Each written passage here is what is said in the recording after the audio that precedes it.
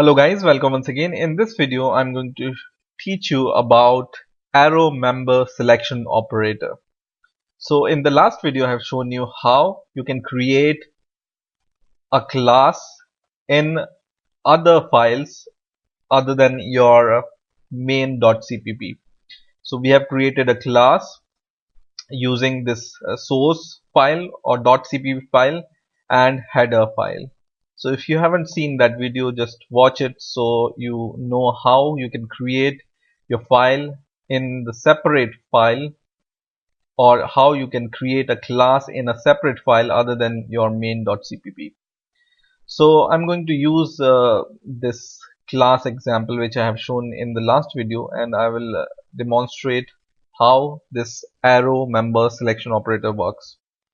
So in this header, uh, book.header or book.h file which I have made in the last video, I have defined the class prototype, and I have declared a book class, and in this we have public members, which is public member variable book ID, and we have created getter and setter of this book ID variable. So getter method and setter method of this book ID, right?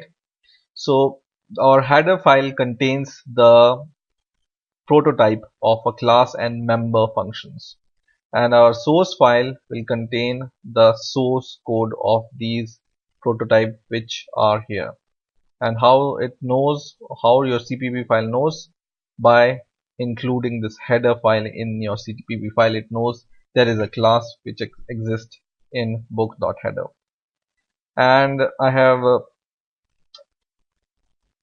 written the source for this setter and getter method in this .cpp file, which is just setting the value and getting the value, which you know by now already. I have already explained how to define setter and getter method in C++ in the earlier videos.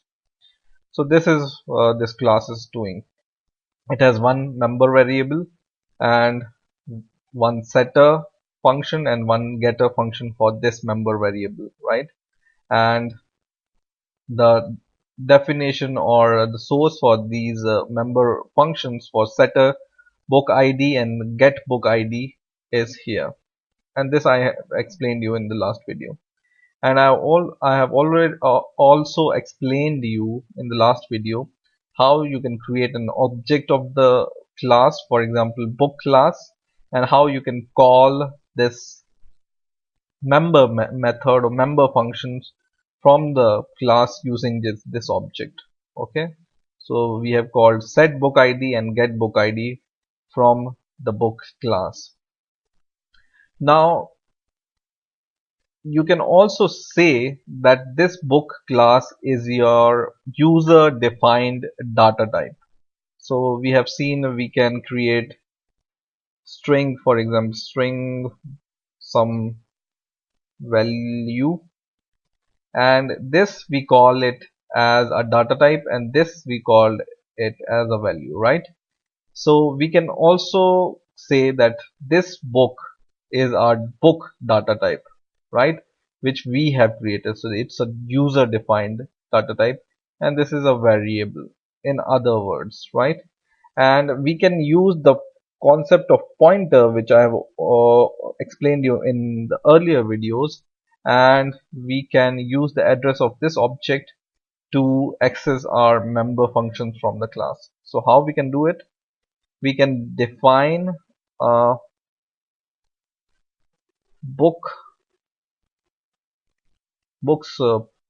pointer, for example. So I will say first of all this asterisk and then book pointer.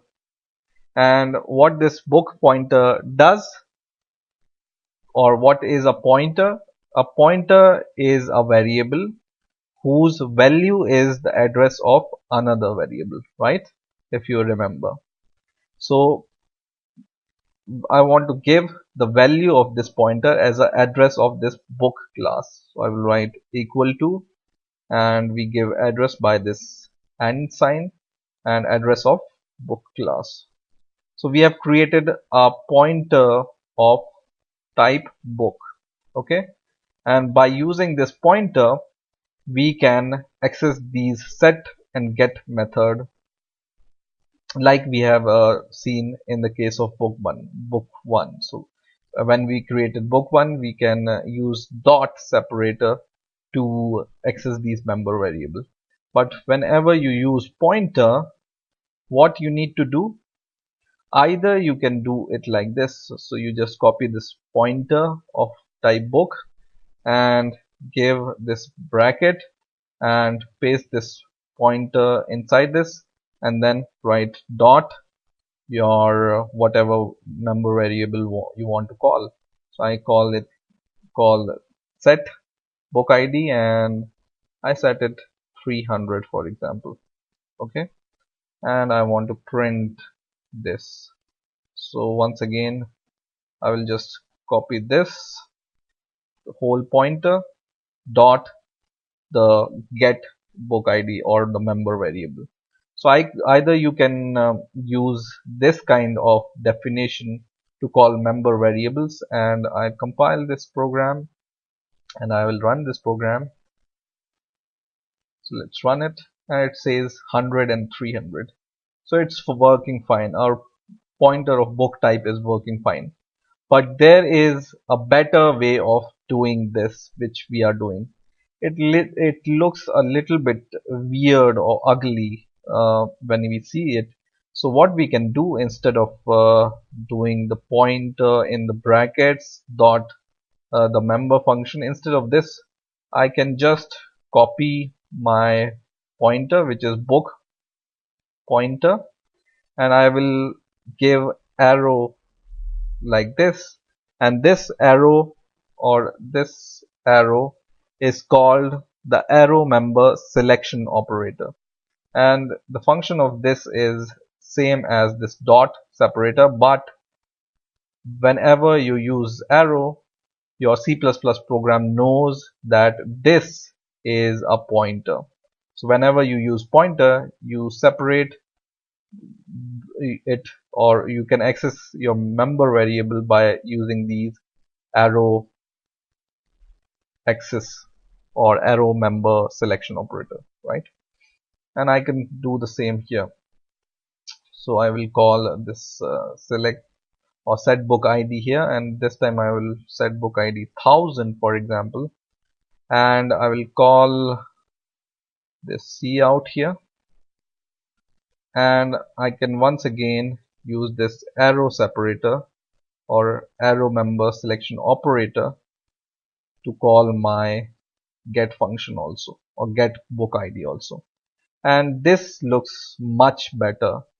You don't need to write this all, even though this is also valid in this case, but this looks much better, and by seeing this arrow separator you can say that this variable or this object is our pointer of this type or whatever type you define, and this will work same as this code.